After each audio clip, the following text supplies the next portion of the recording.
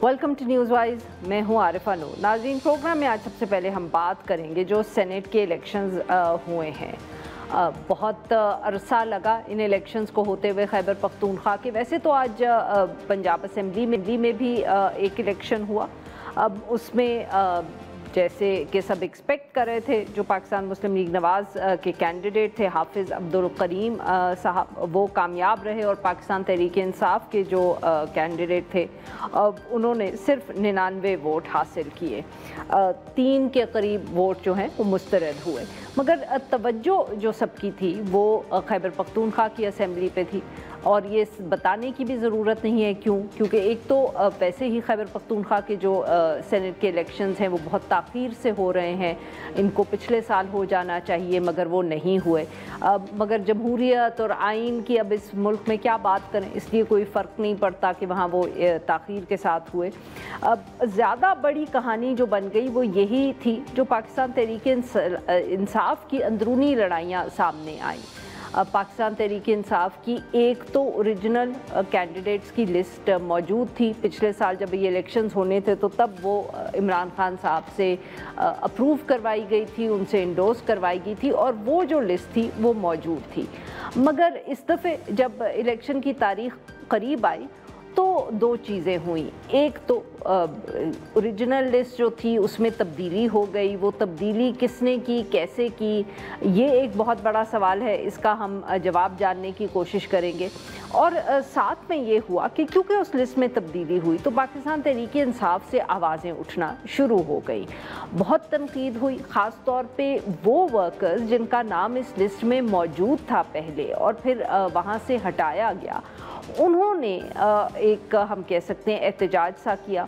बहुत से जो थे उनके कागज़ जो थे वो जमा हुए थे, उन्होंने वो कागज़ देने से इनकार कर दिया, जिसकी वजह से जो चीफ़ मिनिस्टर अली अमीन गंडापुर साहब हैं उन पर बहुत दबाव पड़ा, क्योंकि अली अमीन गंडापुर साहब ने अपोजिशन से मामला तय कर लिए थे। एक फार्मूला भी हमें बताया गया कि 6 सीट्स जो है वो पाकिस्तान तहरीक इंसाफ को मिलेंगी, 5 जो हैं वो अपोजिशन को मिलेंगी।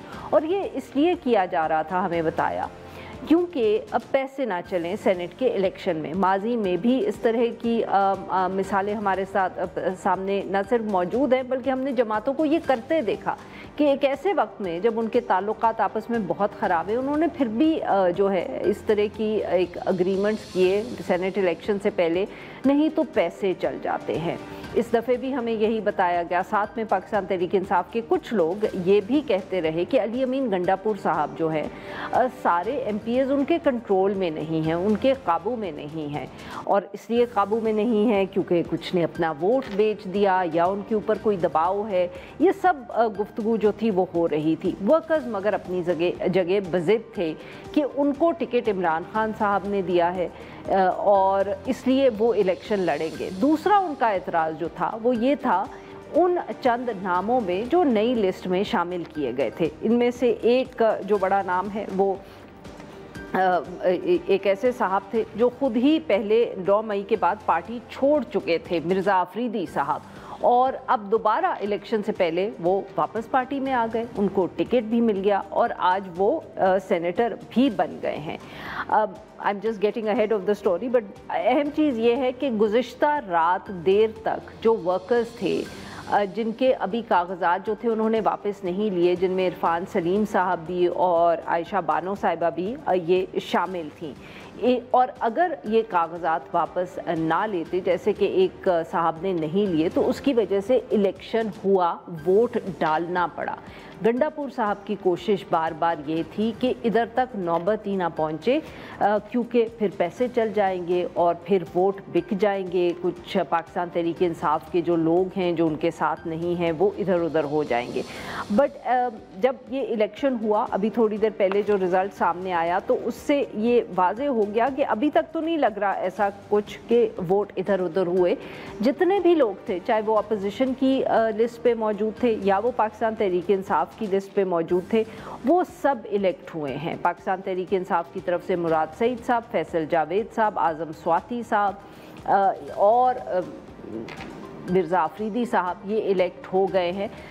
जबकि जो अपोजिशन है उसकी भी जितने कैंडिडेट्स थे وہ الیکٹ ہو گئے ہیں. اب ان سارے معاملے پہ بات کرنے کے لیے اور جو گزشتہ دیر یہ اعلان ہوا ورکرز کی طرف سے, عرفان سلیم صاحب کی طرف سے, عائشہ بانو صاحبہ کی طرف سے, کہ وہ کاغذات جو ہے وہ اپنے ودرا کر رہے ہیں, اس پہ بات کریں گے ہم. شیر علی ارباب صاحب ہمارے ساتھ موجود ہیں, پاکستان تحریک انصاف سے ان کا تعلق ہے, ممبر ہے نیشنل اسمبلی کے, اور ہمیں جوائن کیا ارشد عزیز ملک صاحب نے, ریزیڈنٹ ایڈیٹر ہے روزنامہ جنگ پشاور. ویلکم ٹو دا شو جینٹلمن. جی شیر علی ارباب صاحب, سر آپ سے گفتگو کا آغاز کریں گے. بہت رات گئے ہم کہہ سکتے ہیں. عرفان سلیم صاحب نے اپنا فیصلہ جو تھا وہ میڈیا کے سامنے سنایا, جس میں وہ بہت ایموشنل بھی لگ رہے تھے. انہوں نے یہ کہا کہ وہ اپنا جو کاغذات ہیں وہ ودرا کرتے ہیں. تو سر یہ اب پہلے تو آپ ہمیں بتائیں کہ واٹ ہیپنڈ, اور اتنی رات گئے یہ کیوں فیصلہ ہوا؟ آپ موجود تھے اس ویڈیو میں سر. جی بسم اللہ الرحمن الرحیم.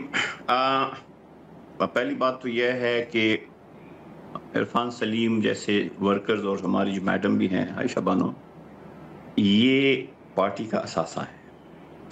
آپ جو لوگ پشاور کے ہیں, اور یہ ارشد عزیز ملک صاحب بھی آپ کو بتائیں گے, وہ انہوں نے ساری کی ساری جوانی تحریک انصاف کو دی. بڑا انفارچونیٹ تھا, سخت فیصلہ تھا. یا تو دو آپشنز تھے, یا تو یہ جو کینڈیڈیٹس تھے یہ کھڑے رہتے اور سینٹ میں اگر کچھ آگے پیچھے ہو جاتا تو نزلہ ان پہ آنا تھا. اوبیسلی ان کی تو ایسا اس طرح نہیں غلطی نہیں ہوتی اگر پیچھے سے مینجمنٹ ہی ٹھیک نہیں ہے. اور اگر وڈرا کر جاتے تو ان تو اوبیسلی پھر وہ کینڈیڈیٹ نہیں رہتے. جس طرح ہمارے ہاں ہوتا ہے کہ جی وہ تو پیسے لے کے ہو گئے اور بک گئے اور ہٹ گئے, اور یہ جو قیاس آرائیاں لوگ کرتے ہیں. اس میں ہم نے صرف یہ کوشش کی کہ ہم اپنے ساتھیوں کو, اپنے ورکرز کو, عرفان سلیم ہو یا عائشہ بانو صاحبہ ہو, ان کو جو ہے پوری سچویشن بتا دیں. بیکاز میں بھی پشاور سے ہوں, اور میں آخری وقت تک عرفان سلیم کو بھی اور میڈم کو بھی ہم اور باقیوں کو بھی ہم سپورٹ کر رہے تھے.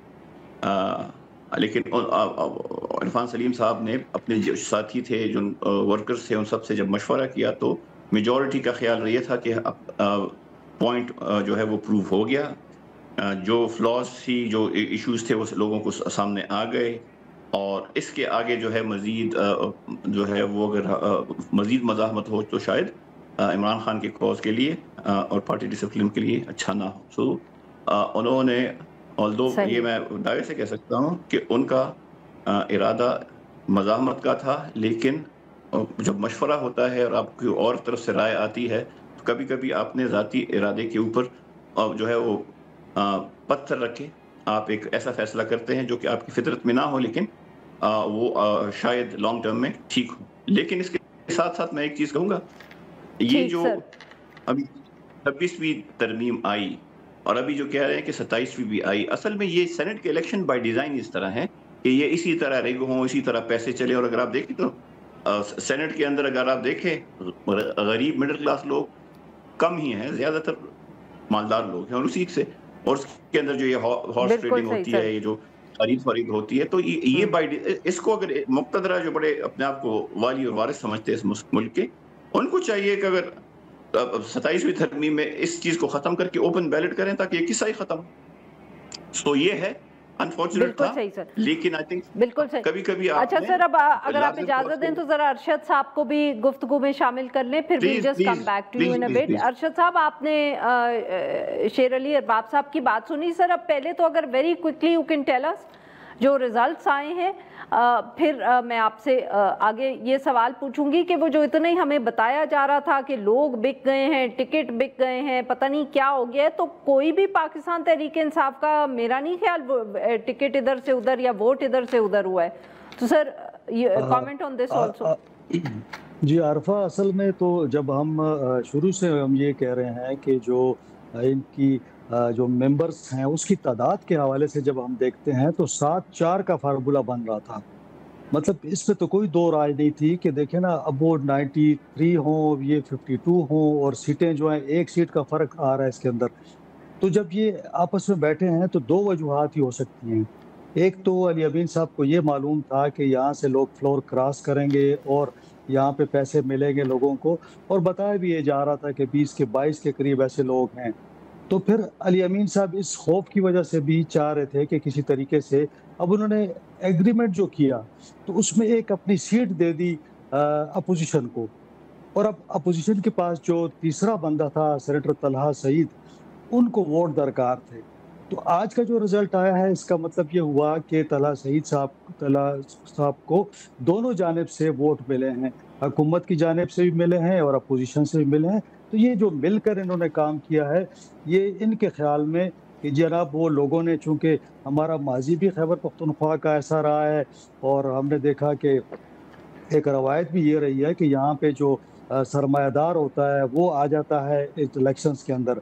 और पार्टियों को आप देखें, ये तहरीक इंसाफ को देखें कि मिर्ज़ा अफरीदी को आप टिकट देते हैं जो कि मुस्लिम लीग नून की टिकट पर वो सेनेटर बनता है, बाद में जो चेयरमैन फिर डिप्टी चेयरमैन बन जाता है, पीटीआई में चला जाता है, और जब हालात ख़राब होते हैं तो पार्टी छोड़ के चला जाता है, और आज फिर वो आता है, उसको टिकट मिल जाता है।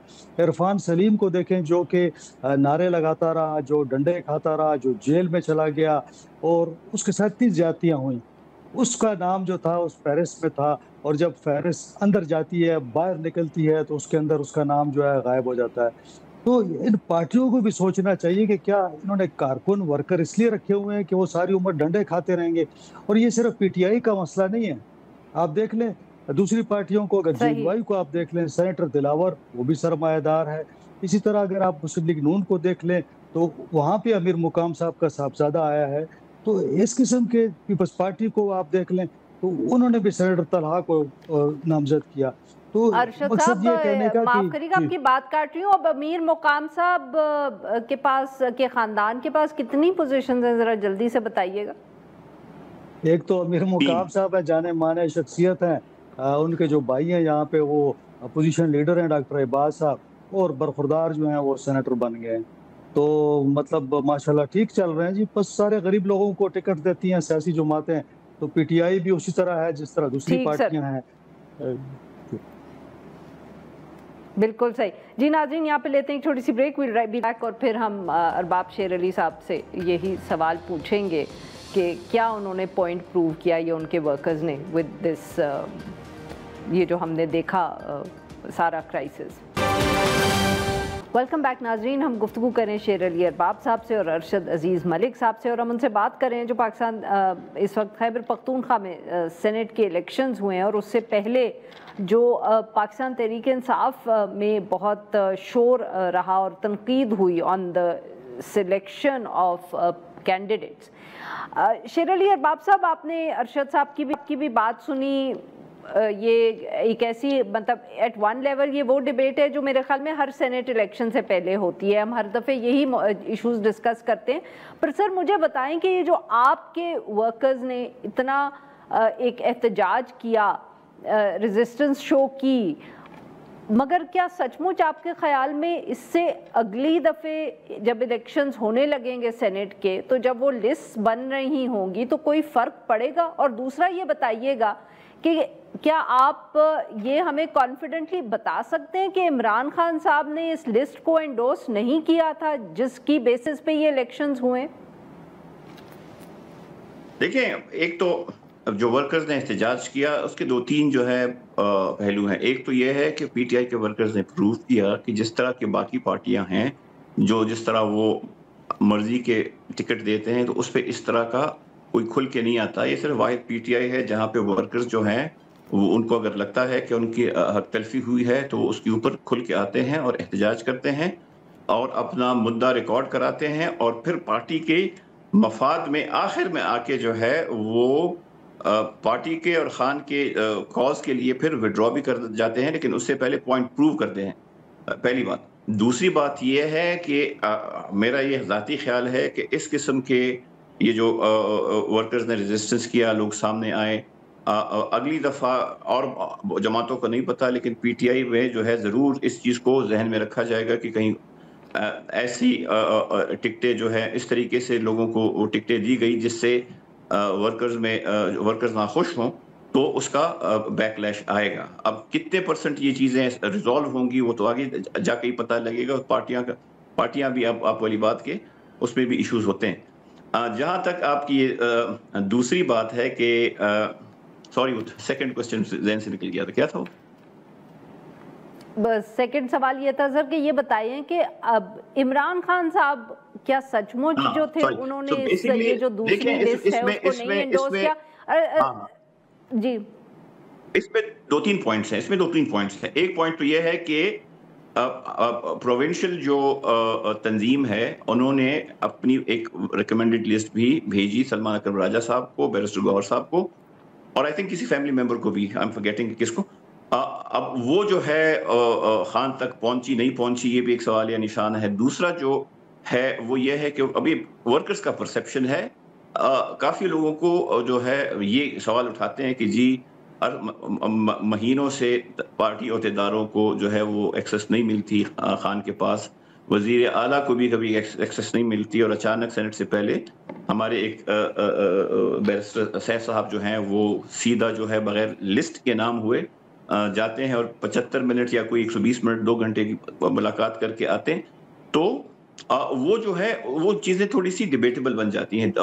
لیکن جو ہمارے انٹرنل وہ ہیں عہدیداران ہیں, سلمان اکرم راجہ صاحب ہے, فردوس شمیم نقوی صاحب ہے, ان کا یہ بھی کہنا ہے کہ ان کے ساتھ ساتھ بیرسٹر صاحب کے ساتھ ساتھ ایک آئی ایل ایف کے یا خان صاحب کے ایک وکیل بھی جو ہے وہ بھی پھر اندر چلے گئے, اور ان کا بھی یہی کہنا تھا کہ یہ جو ہے یہ خان صاحب کی طرف سے آیا ہے. سو اس میں تھوڑا سا ابھی بھی there is maybe a little bit of a gray area, but overall this is the census. لیکن ایک چیز جو ہے جو کہ آئی تھنک ہونا چاہیے ہر سیاسی جماعت میں, اور انشاءاللہ انٹرنلی یہ ڈیبیٹ پی ٹی آئی میں بھی چل بھی چکی ہے, کہ ان چیزوں کو زیادہ سے زیادہ ٹرانسپیرنٹ اور کنسلٹیٹو بنانا چاہیے. ٹکٹ اوارڈ ہو گیا یا باقی اسٹریٹجی ہو, تاکہ کل کو اس طرح کی بیک لیشز نہ آئیں. ارشد صاحب, آپ نے سنی شیر علی ارباب صاحب کی بات, کیونکہ آپ پارٹیز کا ذکر کر ہی رہے تھے سر, تو اب آپ ان سے اتفاق کریں گے کہ یہ جس طرح معاملہ سارا ہوا شاید اگلی دفعہ عمران خان صاحب ہوں, علی امین گنڈاپور صاحب ہوں, ان کو کوئی تھوڑا سا خیال ہوگا کہ ورکرز کا کیا ری ایکشن ہو سکتا ہے؟ اور یہ بات تو سر آپ بھی مطلب کہ you will also have to consider کہ باقی جماعتوں میں تو بالکل کوئی شور نہیں مچتا, کوئی آواز نہیں آتی, جس مرضی کو ٹکٹ مل جائے. دیکھیں تحریک انصاف سے ایکسپیکٹیشنز لوگوں کی زیادہ ہیں, دوسری جماعتوں پہ اتنا تنقید نہیں ہوتی. اسی وجہ سے ہم کہتے ہیں نا کہ ان کے ورکر جب کھڑے ہوتے ہیں تو وہ کسی اصول پہ کھڑے ہوتے ہیں نا. آج وہ کھڑے ہوئے. اب میری اطلاعات کیا ہے؟ میری اطلاعات یہ ہیں کہ عمران خان صاحب کو یہ بتایا گیا کہ جی پارلیمانی پارٹی نے اور ہمارے دوسرے لوگوں نے یہ لسٹ فائنل کی ہے اور پرائرٹی ان کو بتائی گئی. تو جب عمران خان صاحب کے پاس تو ایکسس ہی اتنا نہیں ہے, جب ان کو یہ کہا جائے تو وہ کہیں گے ٹھیک ہے, اگر پارٹی نے فیصلہ کیا ہے تو پھر تو ٹھیک ہے. لیکن اب اندر سے کنفرمیشن کون کرے گا؟ یہاں پہ یہی بات ہوتی ہے کہ بیرسٹر صاحب مل سکتے ہیں تو دوسرے لوگ نہیں مل سکتے. تو یہ ساری کنفیوژن ہی یہاں پہ پیدا ہوئی ہے کہ جب آپ ایکسس نہیں دیں گے عمران خان صاحب کو, اور اب عمران خان صاحب کو کیا یہ سارے رد عمل کا ان کو کوئی اطلاع ملی ہوگی, کیونکہ بتایا جاتا ہے کہ جی ان کے پاس ٹی وی بھی نہیں ہے, ان کے پاس نیوز پیپر بھی نہیں جا رہے, ان سے کسی کی ملاقات بھی نہیں ہو رہی. تو آیا یہ کب ان کو پتہ لگے گا؟ آپ دیکھیں نا, یہ جو امیدوار آج خرم ذیشان ہے یا یہ لوگ عرفان سلیم وغیرہ, ان کا تو یہی دعویٰ ہے نا کہ بھئی اندر ان کو کچھ اور بتایا گیا اور پھر باہر آ کے کچھ اور بتا دیا گیا. لیکن پوائنٹ یہ ہے نا کہ جو آپ کہتے ہیں کہ دیکھیں ہم یہ کہتے ہیں کہ یہ کہہ رہے تھے تحریک انصاف کی یہ بات ہے کہ جی فارم 47 کے لوگ ہیں, ہم فارم 45 ہم ان کے ساتھ بات نہیں کرنا چاہتے, ہم ان سے ملنا نہیں چاہتے. اور پاکستان یا صوبے کے کتنے مسائل ایسے ہیں, یعنی یہاں پہ لا اینڈ آرڈر کی حالت دیکھ لیں, یہاں پہ آپ کو ایجوکیشن کی حالت دیکھ لیں, یہاں پہ مہنگائی ہے, بے روزگاری ہے, دنیا جہاں کے مسائل ہیں. وفاق کے ساتھ ہمارے کتنے مسائل ہیں, بجلی کے منافع ہمیں نہیں مل رہا, NFC کا پورا ایوارڈ نہیں مل رہا. تو یہ آپس میں اس وقت تو نہیں بیٹھتے, لیکن جب سینٹ کی بات آئی ہے تو یہ ساری جماعتیں اکٹھی بیٹھ گئی ہیں اور آپس میں تقسیم کر رہی ہیں. کیوں؟ اس میں جو سرمایہ دار ملوث ہے, ہر پارٹی میں کوئی نہ کوئی تھا, تو ان سب کو وہاں پہ بیٹھ کے یاد آ گیا کہ ہاں جی آج بیٹھنا ہے ہم نے, اور اتنے پکے بیٹھے کہ وہ رزلٹ جو ہے وہ 6-5 ہی آیا. तो ये जो लोग आप यकीन करें कि लोग जज्बाती हो चुके हैं, लोग गुस्से में हैं सूबे के अंदर कि ये कैसे हुक्मरान है और कैसी सियासी जमातें हैं जो हमारे मसाइल के लिए इकट्ठा नहीं बैठ सकती, लेकिन जब सेनेटर बनाने होंगे तो फिर ये आपस में बैठ जाते हैं। तो ये बड़ा अलमिया है इन सियासी जमातों का। शेरली बाब साहब, सर ये बताइए कि मैं जरा एक point, let me make a point. देखिए, बिल्कुल इनसे मैं इत्तेफाक करता हूँ, इनसे मैं इत्तेफाक करता हूँ। एक तो इसमें जो पीटीआई की हद तक ये है कि we had to convene 2 political committee meetings, because ये मैंडेट पार्लिमानी पार्टी का नहीं था, ये जो है इट वाज जो कंसल्टेशन की बात हुई पॉलिटिकल कमेटी पे से। पहली पॉलिटिकल कमेटी में कंसेंसस ये डेवलप हुआ कि हमें इलेक्शन में ही जाना चाहिए। पता भी लग जाएगा कि अगर हमारे कोई ऐसे लोग हैं जो कि हमारे साथ नहीं है तो एट द ऑनसेट ही वो फिल्टर आउट हो जाएंगे। उसके बाद जो है फिर ये जो हमारे कैंडिडेट्स थे, जब इन्होंने कागजात नहीं लिए तो उसके बाद जो है दोबारा एक मीटिंग हुई पॉलिटिकल कमेटी की इसी चीज को डिस्कस करने के लिए कि जी इलेक्शन हो या, बिकॉज इलेक्शन अगर होता तो फिर तो 6-5 जो है वो सीनियर नहीं आनी थी। अगर इलेक्शन होना था और हमने एक आधा जो है अगर पार्टी के साथ किसी और के साथ एक अलायंस स्ट्रेटेजिक किया होता तो 8 सीटें भी हमारी आ सकती थी, ज्यादा भी आ सकती थी। तो वो मैं बिल्कुल इस बात से किसके साथ ये अलायंस आप करते तो 8 सीट्स आ जाती?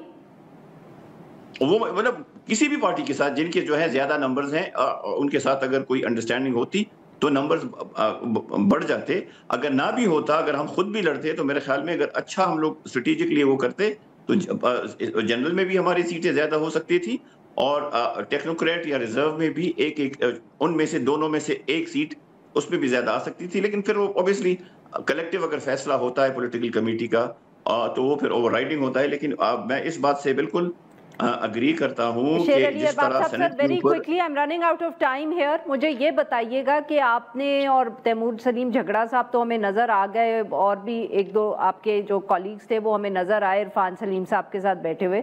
तो ये आपके जो चेयरमैन है पार्टी के बैरिस्टर गौहर साहब और सलमान अकरम राजा साहब जो सेक्रेटरी जनरल हैं, असद कैसर साहब, ये किधर थे? ये सारे चीफ मिनिस्टर खैबर पख्तूनख्वा के मौक़िफ़ के साथ खड़े थे?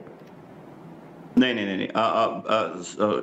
सलमान अकरम राजा साहब ने और जुनैद साहब ने और असद कैसर साहब ने काफ़ी हद तक इन सब ने जो है ना सिर्फ इरफान सलीम साहब की और आयशा बानो साहिबा की के लिए जो है आवाज़ उठाई और पॉलिटिकल कमेटी में काफ़ी हद तक प्रिवेल भी कर गए पहली वाली में। लेकिन दूसरी में ऑब्वियसली फिर ज़रा लोग ज़्यादा बढ़ गए थे तो वोटिंग जब हुई तो इवेंचुअली यही डिसाइड हुआ कि जो है कॉम्प्रोमाइज पे चलते हैं बिकॉज इलेक्शन में रिस्क है। So I think the party played safe. बहुत बहुत शुक्रिया हमारे दो मेहमानों का, उन्होंने वक्त निकाला। नाजरीन, यहाँ पे लेते एक छोटी सी ब्रेक, और जब हम ब्रेक से वापस आएंगे तो हम बात करेंगे बलूचिस्तान की और वहाँ जो एक बहुत अफसोसनाक वाक़या हुआ है। वेलकम बैक नाजरीन। प्रोग्राम के इस हिस्से में हम जिक्र करेंगे एक बहुत अफसोसनाक वाक़े का। वैसे तो बलूचिस्तान से ख़बरें आती ही रहती हैं, उनको हम कवर करते ही रहते हैं, बट अमूमन वो सिक्योरिटी सूरत हाल के हवाले से होती हैं। ये जो ख़बर है ये बहुत मुख्तलिफ है इस सेंस में कि इसमें कहानी शुरू हुई जब एक वीडियो जो है वो बहुत वायरल हो गई। अब तक शायद जितने लोग देख रहे हैं प्रोग्राम उन्होंने भी वो वीडियो देखी ही होगी, जिसमें चंद लोग जो हैं वो एक मर्द और एक औरत को कत्ल कर रहे हैं। ये अपना जो उनके पास असलहा था, बंदूकें थी, उनसे फायर करके उन्होंने इन दोनों को कत्ल किया। बताया ये जा रहा है कि वीडियो में जो ये वीडियो सामने आई है इसमें जो लोग हैं वो बराहवी ज़बान में बात कर रहे हैं और उनका लहजा जो है वो क्वेटा और मस्तूम के इलाकों में बोला जाता है। मस्तूम भी क्वेटा के करीब ही एक इलाका है। जो वीडियो ये सोशल मीडिया पे वायरल हुई उसमें देखा जा रहा है कि ये जो एक पहाड़ी जैसा इलाका है वहाँ बहुत से लोग खड़े हैं, गाड़ियों से उतरे हैं, वीगो डाले उनके इर्द गिर्द खड़े हैं और वहाँ एक खातून भी हैं इन सब मर्दों में जिन्होंने एक सुर्ख सा लिबास पहना हुआ है। वो गाड़ियों से ज़रा दूर उनको खड़े होने का कहा जाता है गालबन वीडियो में, जिस पे वो खातून जो हैं वो ज़रा दूर जाके खड़ी तो हो जाती हैं, मगर उससे पहले वो ये भी कहती हैं सिर्फ गोली की इजाज़त है, इसके अलावा कुछ नहीं। उसके बाद जो वो मर्द है वो उनको फायर उन पे करते हैं और वो थोड़ी देर के बाद गिर जाती हैं। इसी तरह एक मर्द जो है उनको भी इसी तरह मारा गया। जब ये वीडियो ऑब्वियसली आई, वायरल हुई, बहुत से लोगों ने इसको देखा, इस पे कमेंट किया, तो फिर बलूचिस्तान की हुकूमत भी जो है वो हरकत में आ गई। अब तक जो मालूमात सामने आई हैं यही बताया जा रहा है कि ये जो लोग ये हरकत कर रहे थे, कोट अनकोट, वो अपनी तरफ से एक ऑनर किलिंग कर रहे थे। वज़ीर आला सरफराज बुख्ती साहब ने भी आज इस पे एक प्रेस कॉन्फ्रेंस की और उन्होंने यही कहा कि इस जुर्म में शामिल जो लोग हैं उनके साथ रियायत नहीं की जाएगी। अब तक 20 के करीब जो अफराद हैं उनको गिरफ़्तार भी कर लिया गया है और गिरफ़्तार लोगों में जो एक सकतज़ई ट्राइब है उसके सरबराह भी शामिल हैं, क्योंकि वो भी कहा जा रहा था कि इस सारे मामले में उनकी रजामंदी शामिल थी। ये मामला जो था यही था कि खातून शायद जो मर्द जिसको मारा गया है उसके साथ चली गई थी, तो इसलिए कबीले वालों ने उनको वापस बुला के उनके साथ ये सलूक किया गया है। इसके साथ साथ ये भी बताया जा रहा है कि उनकी जो कब्रें हैं उनको भी खोदा गया है ताकि उनका पोस्टमार्टम किया जाए। FIR भी जो है वो रजिस्टर कर ली गई है और साथ में ये भी बताया गया है कि ये वाक़या जो है वो ईद से पहले का है। ये वीडियो अब सामने आई है। अब सारे मामले पे गुफ्तगू करने के लिए हमारे साथ मौजूद हैं सलीम शाहिद साहब, सीनियर हैं क्वेटा से, हमें ज्वाइन कर रहे हैं, डॉन अखबार से वाबस्ता है। Welcome to the show Saleem साहब, सबसे पहले तो ये बताइएगा कि ये वाक़या पहले हो गया ईद से चंद दिन पहले, वीडियो अब सामने आई है, क्या इससे पहले कुछ वहाँ के लोगों को, मुकामी लोगों को ही मालूम था और बात कहीं आगे नहीं गई थी? क्या तफसील है सर आपके पास? जी हाँ, देखिए जो वीडियो जब आई है तभी इसका पता चला कि ये वाक़या हुआ है। ये ईद से 3 दिन पहले का वाक़या है और उसके बाद बिल्कुल इस बात को बड़ा मख्फी रखा गया। जो लोग भी इन्वॉल्व थे शायद उन्होंने उसको ये समझा कि इसको भी वो ना किया जाए, ये वीडियो जो है जारी ना हो, लोगों को ना पता चले और उस पर जो है ना ये मामला दब जाए।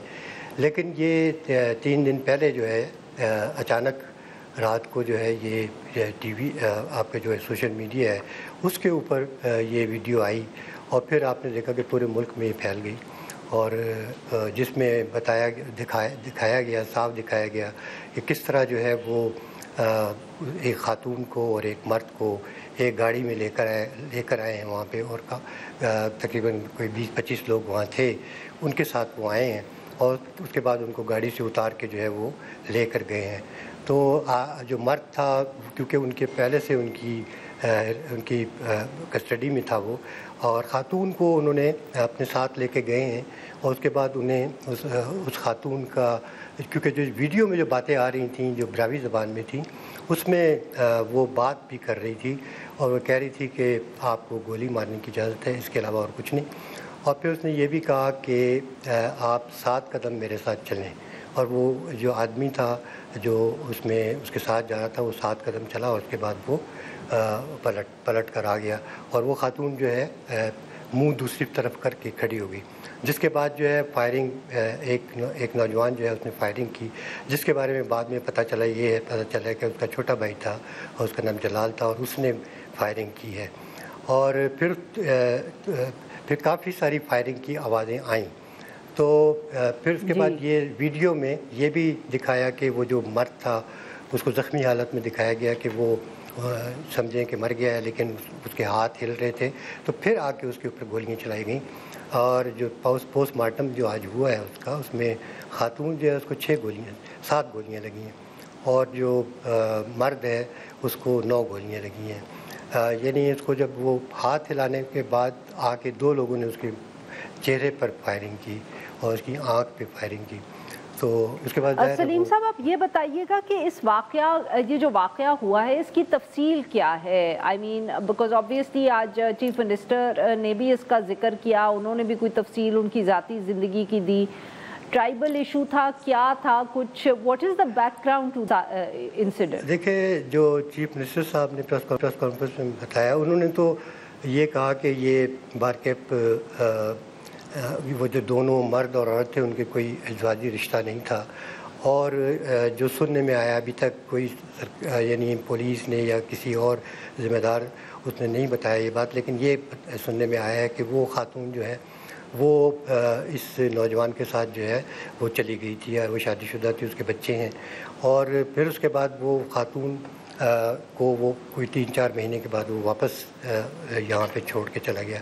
پھر جو ہے یہ بتاتے یہ ہیں کہ وہ شخص جو ہے وہ وہاں پہ آتا رہا اسی علاقے میں، اور اس کی وجہ سے یعنی اس کا جو خاتون کا ہسبینڈ تھا اس نے بھی اسے قبول کر لیا تھا، لیکن یہ تھا کہ اور اس آدمی کو جو ہے وہ اس علاقے سے علاقہ بدر کر دیا گیا تھا، لیکن سننے میں یہی آ رہا ہے کہ وہ آتا رہا، جس کے بعد جو ہے پھر یہ مطلب ہے اس نے کوئی بتاتے ہیں کہ فائرنگ وغیرہ بھی کیا کہ جی سارا معاملہ ہوا، اس کے بعد جو ہے یہ کوئی جرگا ہوا ہے بیٹھ کے وہاں پہ سارے لے کر گئے ہیں کسی جو ان کے سردار تھے ساتق زئی۔ جی ناظرین یہاں پہ لیتے ہیں ہم ایک چھوٹی سی بریک۔ ویلکم بیک ناظرین، ہم گفتگو کر رہے ہیں سلیم شاہد صاحب سے، اور ہم ان سے بات کر رہے ہیں جو بلوچستان میں ایک خاتون اور مرد کو مارنے کی جو ویڈیو سامنے آئی ہے۔ یہاں اس قسم کی یہ جو روایات ہیں آنر کلنگ کی اور اس طرح کے واقعات، کیا یہ اس علاقے میں ہوتے رہتے ہیں؟ کیا آپ نے ماضی میں بھی ان کا سنا ہے؟ اور ریاست کا کیا رویہ رہا ہے خاص طور پہ اس خاص علاقے میں جہاں یہ واقعہ ہوا ہے اور جن قبیلوں کا ذکر آ رہا ہے جو صاحب بھی پکڑے گئے؟ دیکھیں یہ جو ہمارا بلوچستان کا علاقہ ہے جو سندھ سے کے قریب ہے، سندھ کے سرحدی علاقے سے ملتا ہے، یہ نصیر آباد ڈویژن ہے۔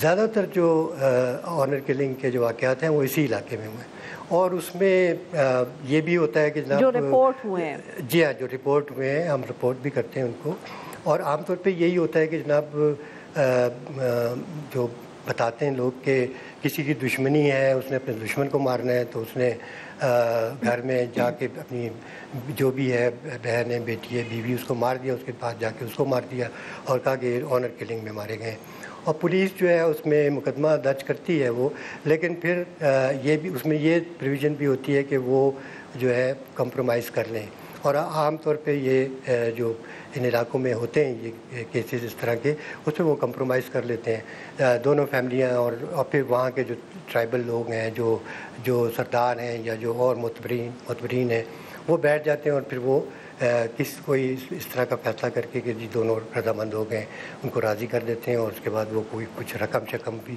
ہوتی ہے جو وہ ادا کر دیتے ہیں۔ تو یہ واقعات عام ہیں، ایسا نہیں ہے کہ یہ پہلا واقعہ ہے، لیکن کیونکہ یہ ایک بالکل ایک اس طرح کا واقعہ ہے کہ آپ سے آنکھوں دیکھا حال سمجھ لیں کہ کس طرح لے کر آئے ہیں اور کس طرح اس کو خاتون کو انہوں نے نشانہ بنا کے مارا، اور یہ تھا کہ اسے وہ منہ ادھر کر کے کھڑی ہوئی تھی، دوسری طرف اسے 2 گولیاں جب لگیں تو وہ کھڑی رہی، لیکن تیسری گولی پہ وہ گر گئی۔